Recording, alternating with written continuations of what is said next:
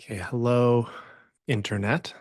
Today I am here for the very first video on Substack. Obviously, normally I'm posting articles, but today um, I'm joined by Dechen McSweeney, a dear friend and fellow creator on Substack, who recently wrote an article titled Nine Mistakes I've Made in Relationship to Power. And we've lived together and worked together and exerted our power in our work together over many years. And Mm. it's one of those articles that if you read, I feel if you read it, it's like very deceptively simple, but it's the simplicity that comes from the other side of a lot of lived experience. And yeah, I wanted to just invite Chen into a kind of conversation, exploration of the article, and also by way of that, I think our own struggles with power and transformation and spirituality and all that good stuff. And so, Chen, I'm really happy to be speaking with you today. I'm super honored and joyful to be in your Substack space. Great. Yeah, the very first video.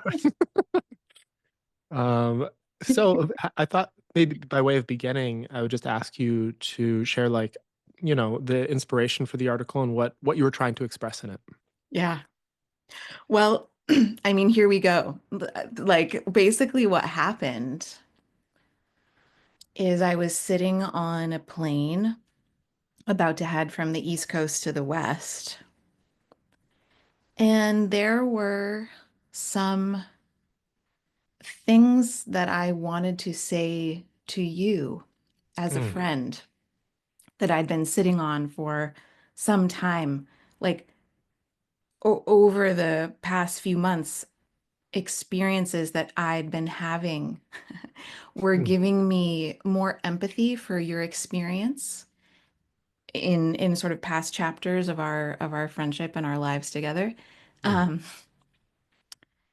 and they were also helping me understand aspects of my own relationship to power going back years, going back really mm, far.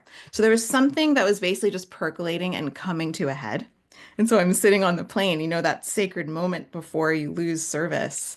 I just mm, kind of fired off a bunch of messages to you, or I was just like, I'm really sorry about this thing, and I didn't understand that, and I understand that now.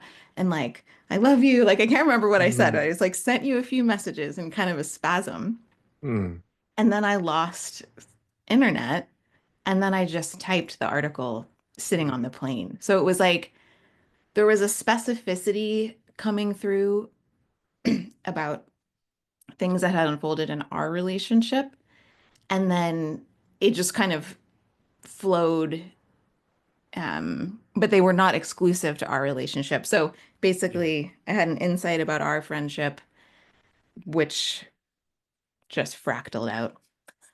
So that beautiful. was the origin story. So I'm taking us right into the heart of the matter. We don't have to go completely confessional, but that was really it. Mm, And I think yeah. the other thing I would say is basically as I have been in my own small ways stepping more into authority, I have seen the difficult material that that brings up in Mm, me. And I have seen how even the stories and ideas that I have about that in my own body mm, impact how I relate to others.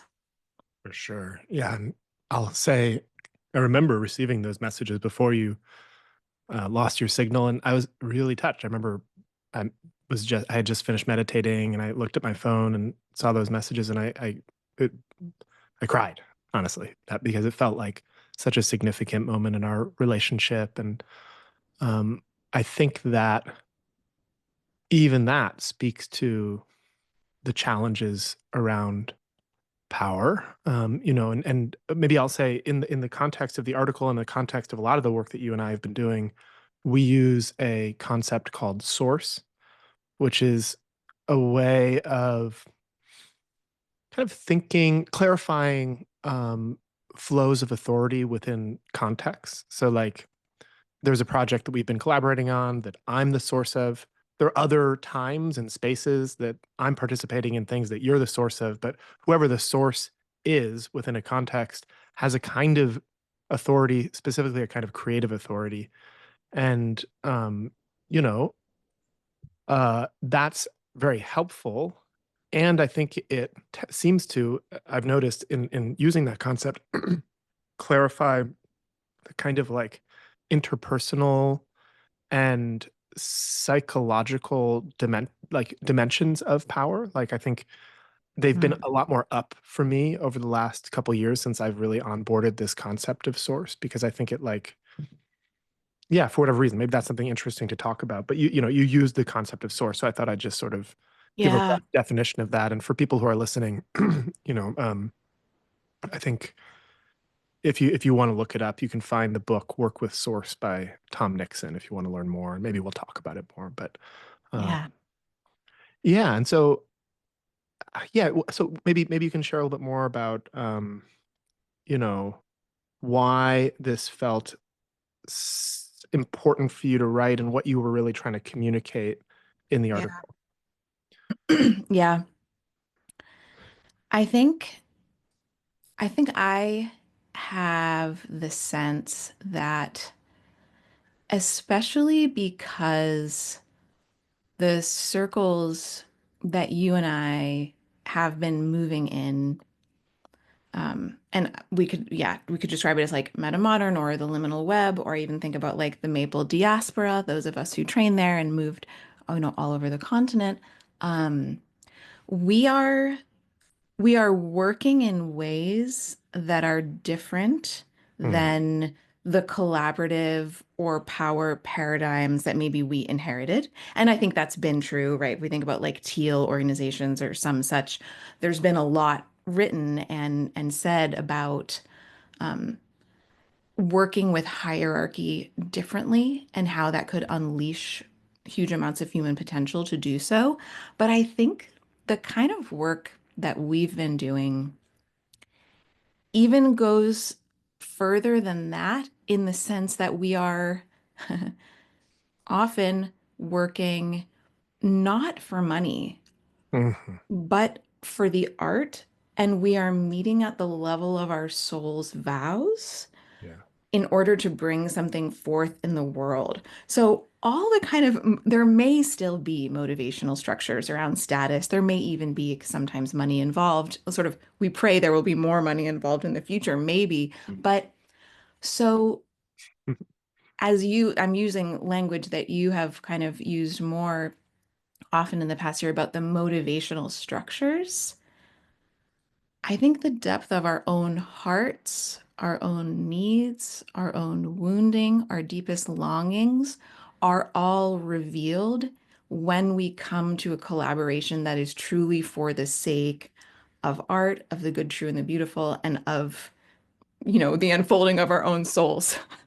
So I think I was wanting to speak to that. And I imagine that I embody a particular archetype or pattern or typology of how people might move in collaborative space, but that's a bigger context. And I'm also having the thought that I could just read what the things are in case Mm, that's useful. I could just read the short list. So anytime. mm. Yeah. Yeah, beautiful, Dechen. I love that, and I think it's true what you say that due to the nature of the work that we're engaged in, and I think more and more the work that we want to invite others into critically, it is oriented towards and emerges from like a desire for deeper intimacy, right? And truth and goodness and beauty and wholeness. And there's a way, I don't know if this is true because I've never been in a big like business organization, but my sense is like you can really afford to get away with a lot of self-deception and fractured motivational systems. But if you're really endeavoring to be true and deeply in integrity, like you're gonna have to look at this kind of stuff, right? Because power is a thing and authority is a thing, and uh it I even feel my body a little like squirming a little bit because it's a bit uncomfortable, right? Because we're also friends.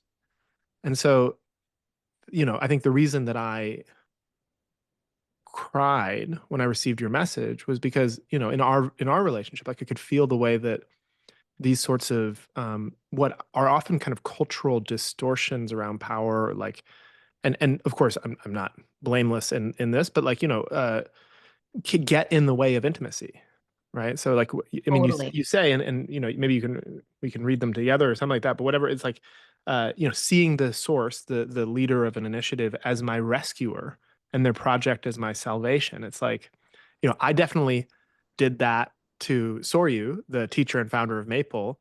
I put him in a weird place in my mind, and I know that he knew that I was doing that. He kind of accepted it, but you know, that's not what a friend ought to do in a sense.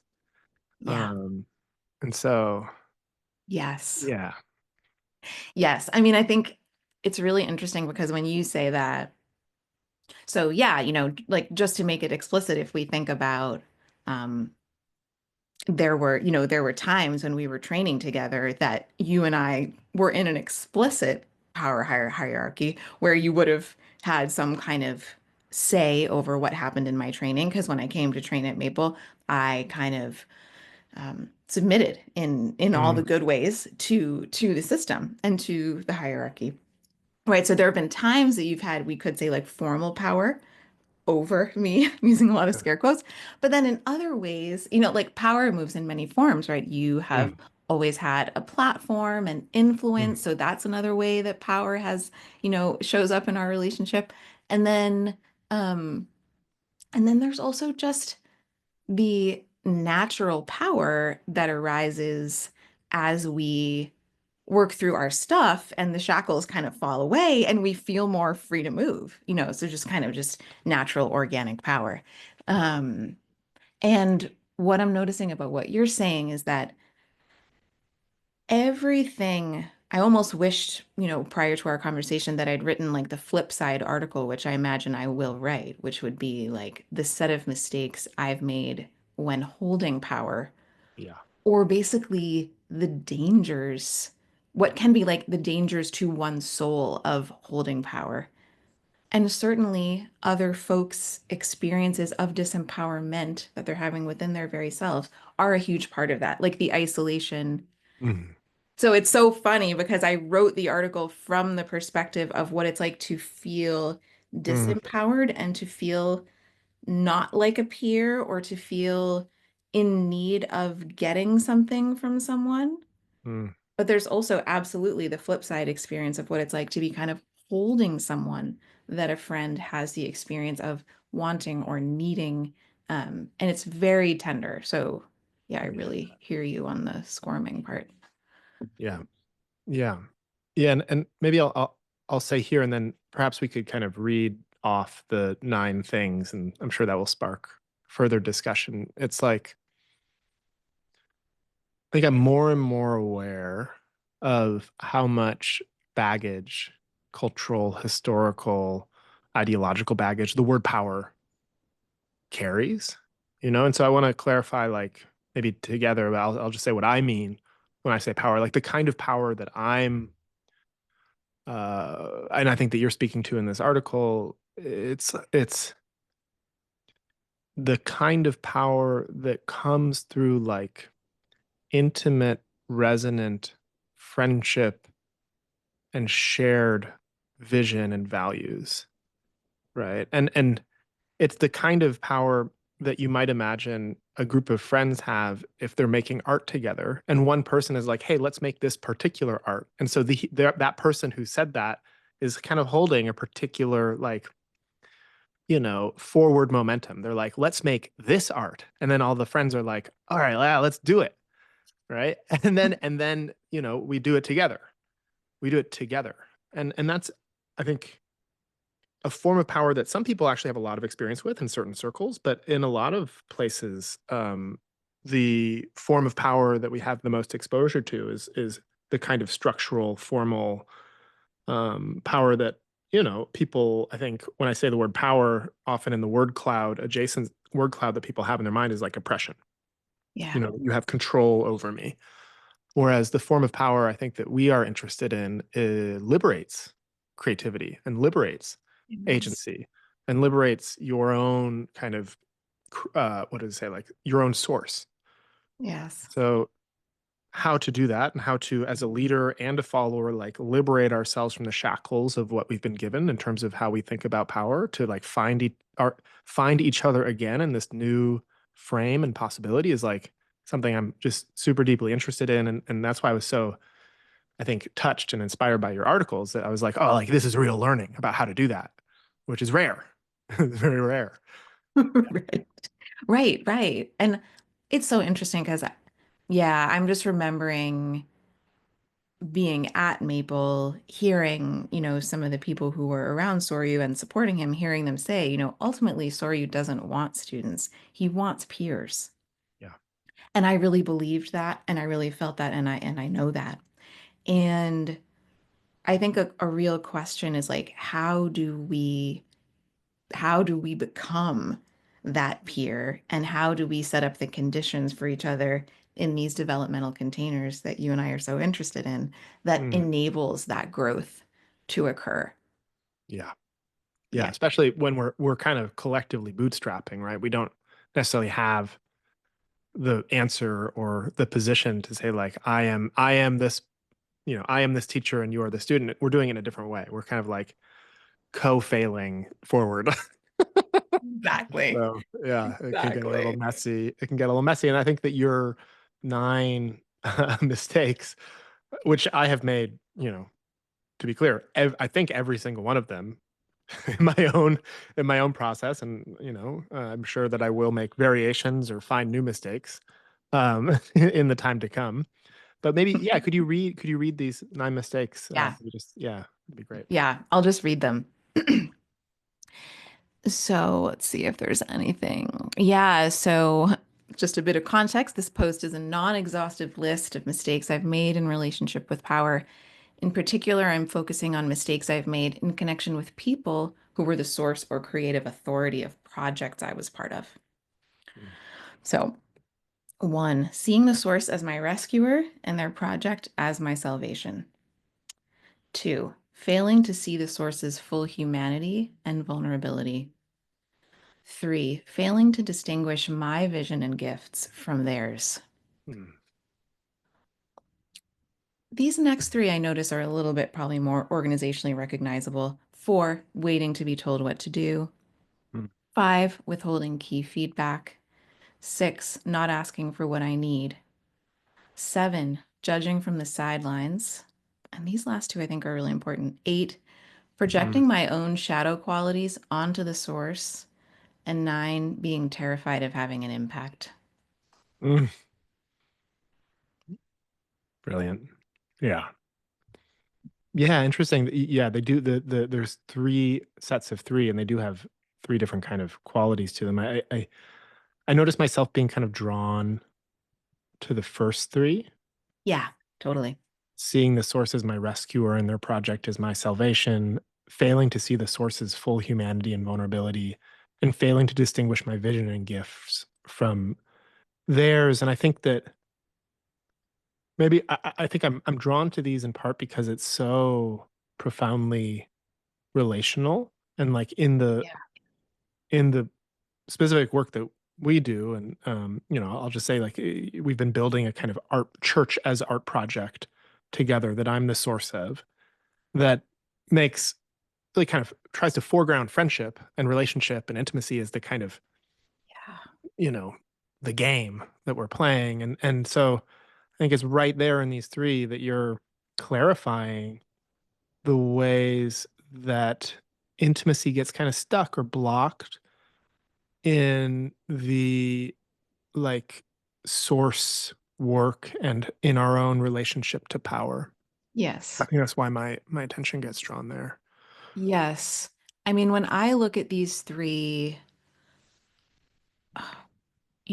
seeing the source as my rescuer, and then on the flip side, failing to see the source's full humanity, those Mm, two are related. And mm, I think this is something that can happen when we come into contact, as I say in the article, when we come into contact with someone who not only shares like our aesthetics or our values or our vision for the future, but they're also really doing something about it. Mm. That arena in which they're moving can become, yeah, the arena for kind of all of our own dreams. And it can be possible to move too quickly to transpose our own dream onto that arena before checking, right? And again, it's so relational. It's really, I was sort of, it's humbling because on the one level, it's actually attachment behavior. These are 100%. actually attachment behaviors because we learn about power, particularly during our toddlerhood. Mm. So if we're wondering why power issues are so difficult in our groups that we're part Mm. of, it's that essentially when we run into these issues, we're often dealing with our own inner toddlers. So it's very humbling to Yeah. expose these things, but it's sort of like, I need you to get me where I want to go because I don't think I'm capable of getting there. And then suddenly, if you are fallible or messing up, that is terrifying because I need you. Mhm. It's just there's so Right. that's sort of what, yeah, Yeah, emerges for me. which on the other side is one side of the pattern that on the other side kind of locks leaders into false confidence and a kind of like inability to share the truth of their own vulnerability and not knowing, right? Because I think that there's a kind of compact, and it's funny how each of these nine you could write the same article and just replace the word source with like partner, right? And so much of the same things that you said would be useful and true. But there's a kind of compact between often leaders and the people who they're leading, or however you want to frame it, where, yeah, they don't want to see the leader as being vulnerable. I know I was definitely guilty of this at Maple. And then I think that puts the leader in the position of denying their vulnerability and actually like accumulating a weird sort of like fragmented leader human and sort of putting away their vulnerable one. um and that's both sad, but also I think inhibits the full emergence of like the wholeness and wisdom that we're capable of. Because what I think we've found is that when you bring that more fully in, that's actually where a lot of the magic and deeper, like, what is it, there's a depth of almost like mystical movement that happens when we allow ourselves to fall apart, when we allow ourselves to not know, when we allow ourselves to be confused, and when we hold that together. Because in my falling apart, actually it allows others to step forward and begin to have a kind of more fluid relationship to power. But if I'm constantly having to be the solid knowing one, then I don't actually create space for others. And then that very pattern gets kind of locked into place. Yeah, there's just so much kind of like cresting over me right now. I think one of the thing that was really getting me here is, which is more of an aside or a piece of context. I just spent a bunch of time with our friend Sam Hines, who's, really into Gebser, Mm. thinking about and then our friends in this kind of imaginal realm, this in this space that we're in, there is this rumbling, this undercurrent of like, oh, something is unfolding. There's like an evolution taking place. I think that magic that you're describing is seeing someone fully clarified, sort of throwing off the shackles Mm. of these attachment behaviors and be like, oh my God, I Mm. can go, and it's okay for me to go. And here's how my soul is moving me. And now I can move now. It's a wonderful liberation. And I Mm. think this is the we're in the psychological muck that kind of enables that liberation, and we're in the muck of how we kind of rub up against each other with that friction that then causes the, the creature to emerge from that chrysalis of like constraint or hesitation. um yeah, I think I just wanted to Yeah, say that, this no, is it's great. this is the psychological stuff that gets in the way of all of the fancy business that you hear people expound about, I think. 100, yes, totally. And I think from that perspective, the revelation of the ways that you project the source as being a rescuer is a feature, actually, not a bug, right? As long as you have the practices and the context and friendship to then hold that projection in a way that you can then like follow it down into the belly and move through that, displaced need for your own power or whatever it is. And then it becomes catalytic, right? So that then, and that's, I think, the real hope is that we find a way to be together with power such that our own projections around it transform us. Yeah. It's not a bad thing that you're seeing the source as a rescuer. That's just straightforwardly material for our own clarification. Great. Right. Yep. Yep. And our friend Cheryl Shue, she said to me when I was sorting through this over the last several months, just kind of, any time that we even in the smallest way step into a role of teaching or leading or offering leadership or guidance, we are signing up to become the figures on whom people will work that stuff out. Yeah. We are literally signing up for that. And Soryu, of course, knew that at a very profound level. Mhm. And any spiritual teacher, I think, is very aware of that. Parents are aware of that. Partners, to some extent, are aware of that.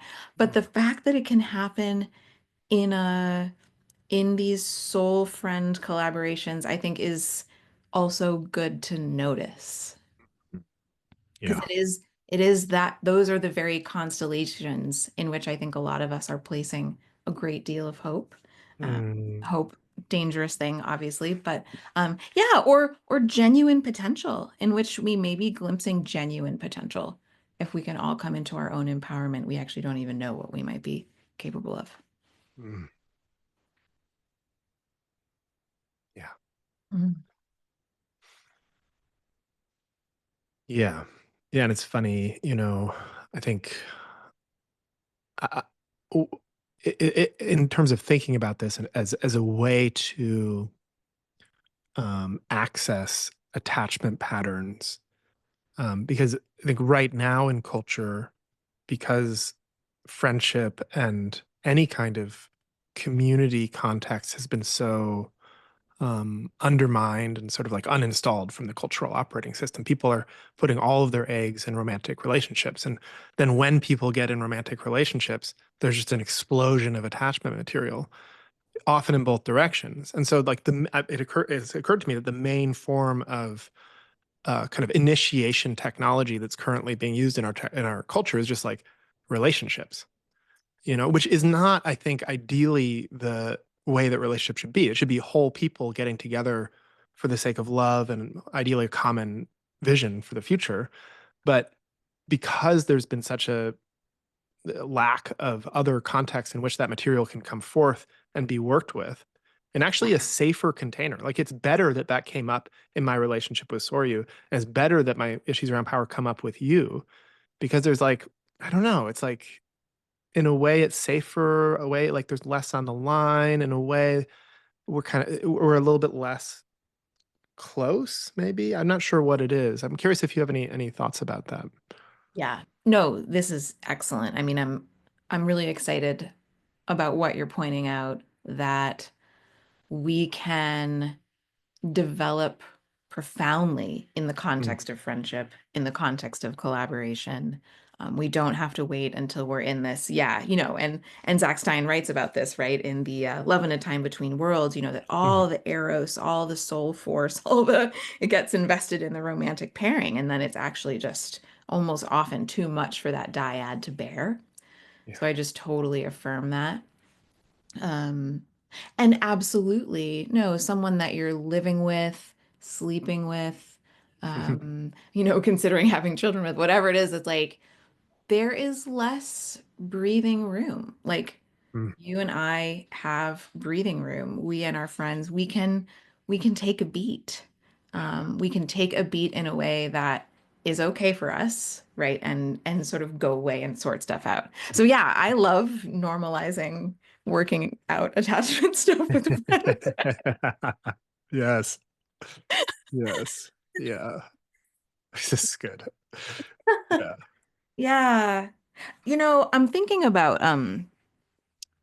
I'm thinking about so also when as I've been grappling with this theme over the past few months, actually a few things are coming to mind. Our friend Mitra, I remember him posting on the Meta Modern Spirituality group, he said, like, some people die still feeling like the hero, but if you're lucky, you'll die knowing you are also the villain.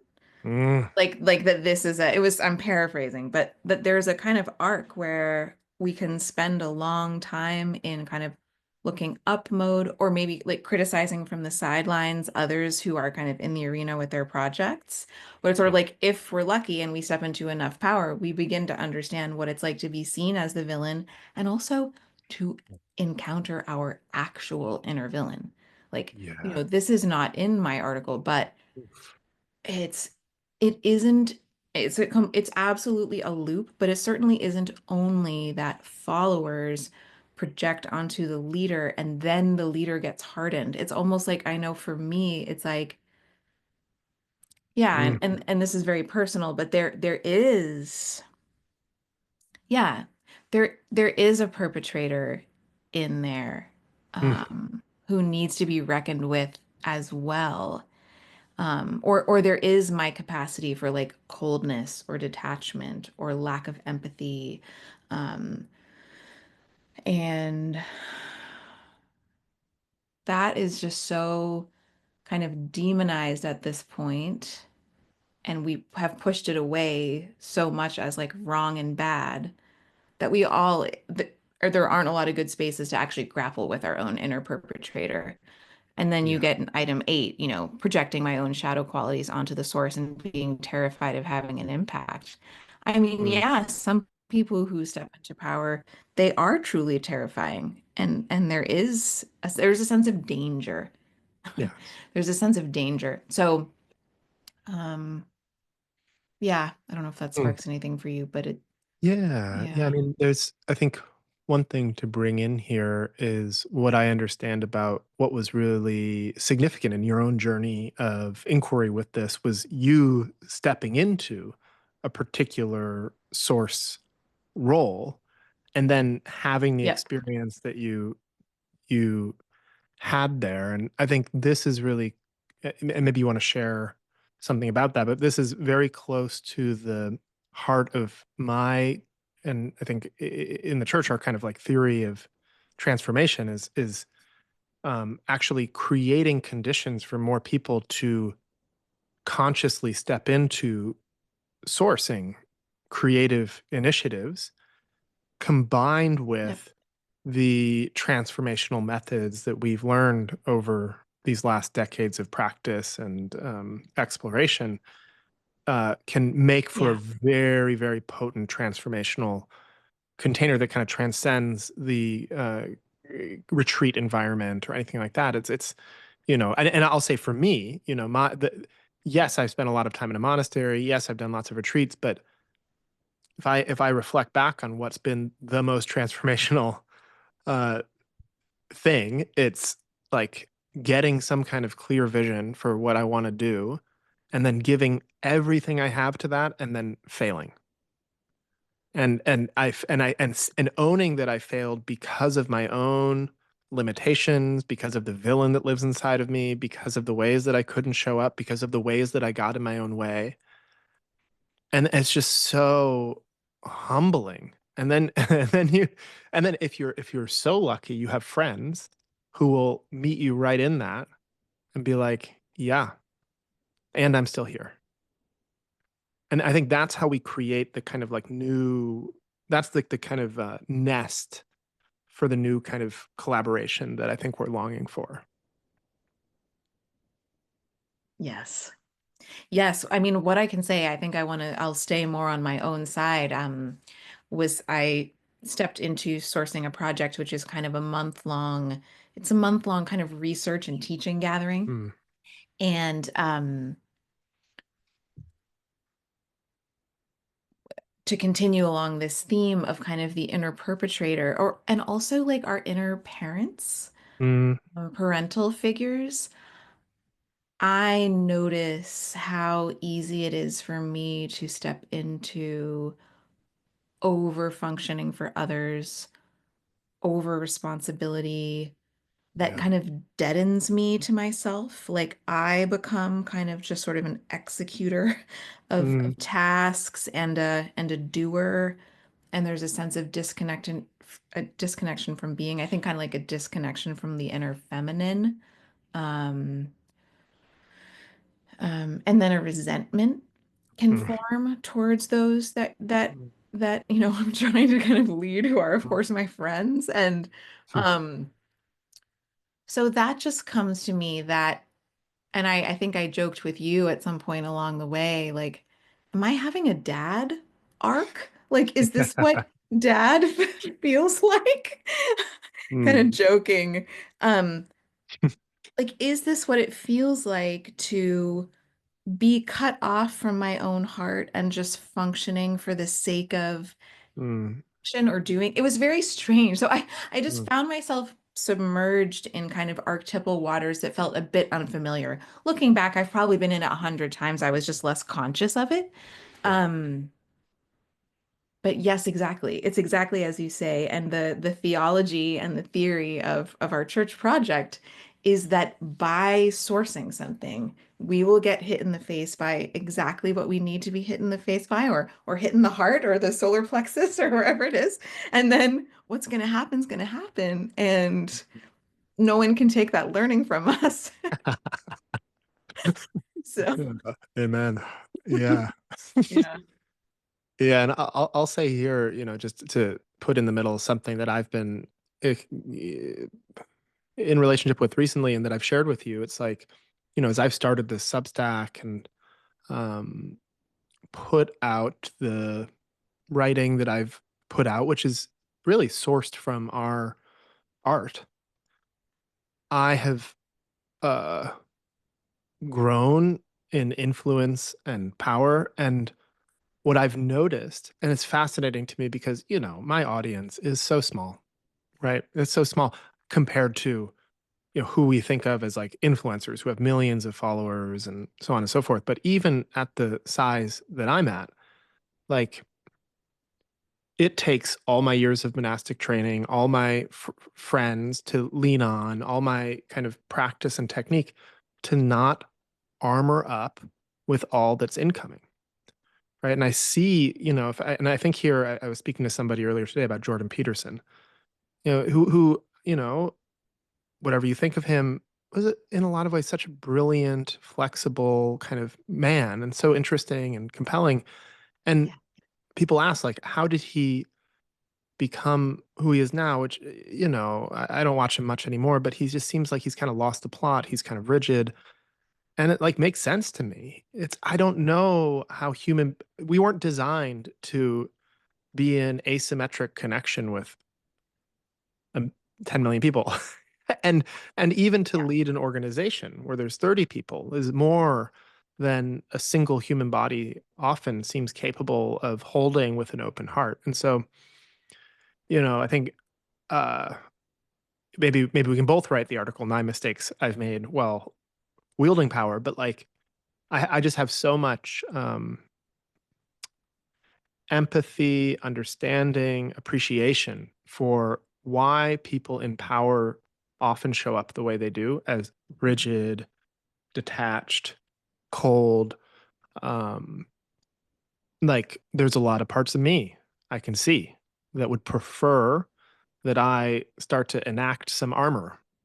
And there's truth and wisdom in their movement, but I also think that what the world needs is power coupled with sensitivity and open-heartedness. And so I'm not, I'm that's the again the kind of catalytic tension that I think will ongoingly birth new kinds of humans that can do what needs to be done. Mm, mm. So beautiful. So beautiful. I mean, yeah. I mean, first of all, I'm just thinking about all the times we've cried with each other Oh, yeah. and times that I've seen you cry, times that you've seen me cry as well. And Mm, like, as I think about it right now, it's mm, like I'm like, oh, if I can weep, that is that is a kind of victory because it means that like that armoring is only partial. There's something, there's life that can flow through. I'm still alive, I'm still here, you know? mm, And like I can remember one time watching you crying, and I think I literally said to you, like, you are showing us how it's done. mm, I don't mm. know if you remember that. I think you I might do. have been in my Mm. living room. Yeah, that was when I was visiting you. Yeah, that's fine. Yeah, I was actually in my car just a few days ago, remembering all the spaces I've been in that have allowed me to cry and help me, and feeling just so grateful. And actually, how unusual, how crazy unusual that is in our culture right now. Um, and what I find with the kind of when I look behind the movement of armoring as more comes at me is often just profound helplessness and not knowing, and uh, yeah, Mhm. it's kind of funny that it seems that more power influence you get, the more important it becomes to be in deep touch with your helplessness. Oh, yes.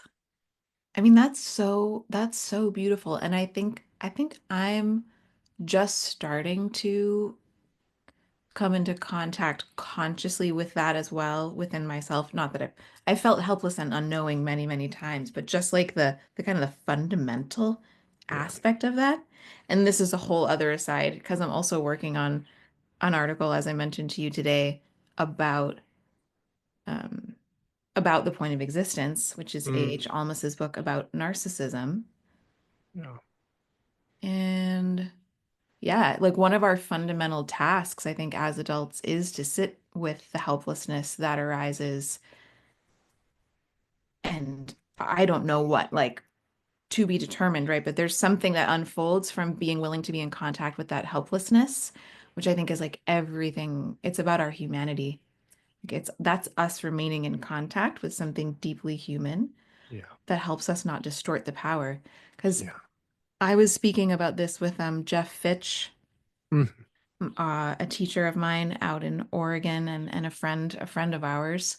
Um, and he said, because basically I was noticing, I was like, I am reflexively armoring myself. mm, I feel separate. I feel cut off. mm, And he said two things that were really amazing. And this comes back to the source keeping piece. He was like, first of all, that which wants to move through you, allowing that which wants to move through you mm, is a receptive posture. mm, That is receptive. You have to soften, open, and allow that thing to come through. And like mm, you are in relationship to that, right? Like you're sort of like, let's be very clear. That thing is not you. So let's just clear that up and get that right out of the way. I'm like, oh, that's a huge relief, you mm, know? And then also what he said was if you can take your vulnerability with you, then the power is less likely to be distorted. Those are just the two kernels that I took away that were just so precious. And I think, yeah, it's yeah. great. Yeah, I felt my body softening even Mm, as you said that. And as we kind of come towards the end of the conversation, I think what I'm sitting with is just like, yeah, deep kind of prayer, longing that I find a way, that we find a way to really deeply couple power and sensitivity and attunement and an open heart.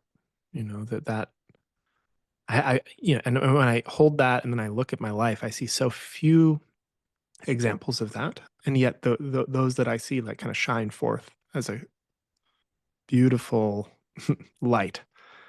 And Mm, yeah, yeah. So I'm really appreciative of this conversation for kind of vivifying my commitment to that in my own process and in my work.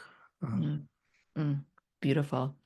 Yeah, I think as we check out, I'm remembering when we were together in Bergerac 2 years ago at the Respond gathering, the research question that our friend Cheryl was holding was like, what does true collaboration look and feel like? mm, And so I just feel, yeah, feels a lot of joy in just continuing to be in that inquiry together. mm, So yeah, it's been really good to talk about this with you. It's only the beginning. mm. Thank you, Dechen. Yeah, thanks.